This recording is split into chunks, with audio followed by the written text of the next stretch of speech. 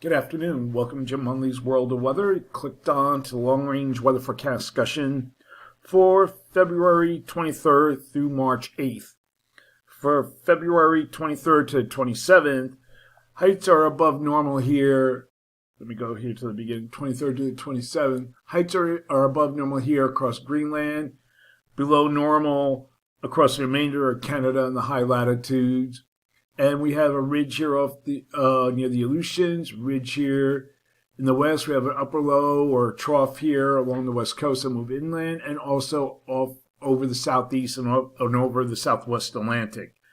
Okay, going through this period, 23rd, we will have this system moving through the east, bringing some precipitation, snow to the north, rain from the mid-Atlantic states down to the southeast. And this will bring some cooler temperatures behind it. Because you can see here's the 540 line, and that'll sink further south, bringing colder air behind it. Okay, that's it, what's going on during this period. We're going to look at the period for, let me see, for February 28th through March 3rd. Now we still have above normal heights here near Greenland, below normal heights here across much of Canada and the high latitudes, and a ridge near the Aleutians, trough here in the west.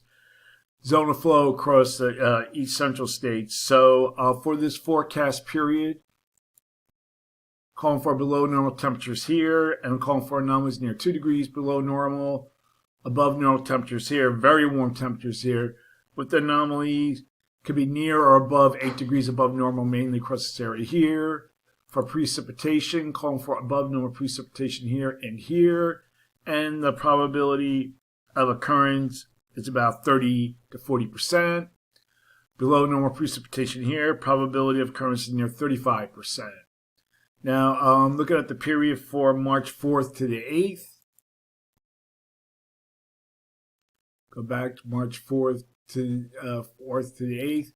Zone of flow across much of the country, pretty much a large portion of North America. Trough in the west, ridge in the east, above normal heights near Greenland. So for this forecast period, calling for a little change in temperature anomalies, and for precipitation, calling for above normal precipitation here and for this region, and the probability of occurrence is near 45%, mainly across this area here. One thing I want to take a look at here is temperature anomalies.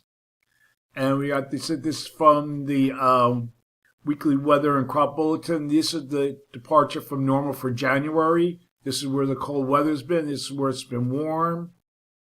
And the temperature anomalies, you can see parts of the east approaching orange and red, 8 degrees above normal in some places.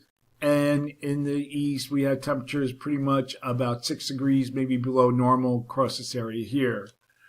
We're going to go back and look at the surface map, and we're going to look at, go back to the beginning of the period, 23rd to 27th, and we're going to look at the atmospheric river event.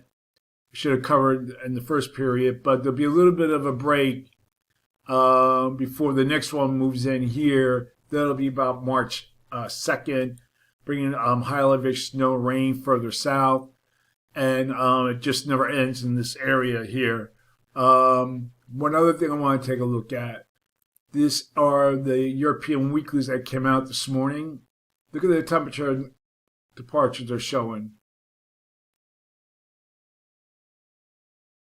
And El Nino is starting to fade, and they're still showing above normal temperatures, pretty much like an El Nino pattern across the northern states below here. And then we get into the first week of March. Oh, there's a little hope. Could be cooler here, and then even more so as we get into the 1st of April. Okay, I was just thinking of something. I was thinking about this the other day.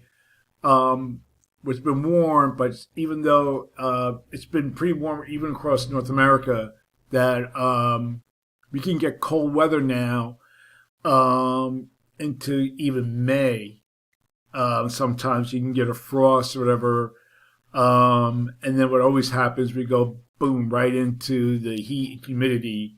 But that could happen.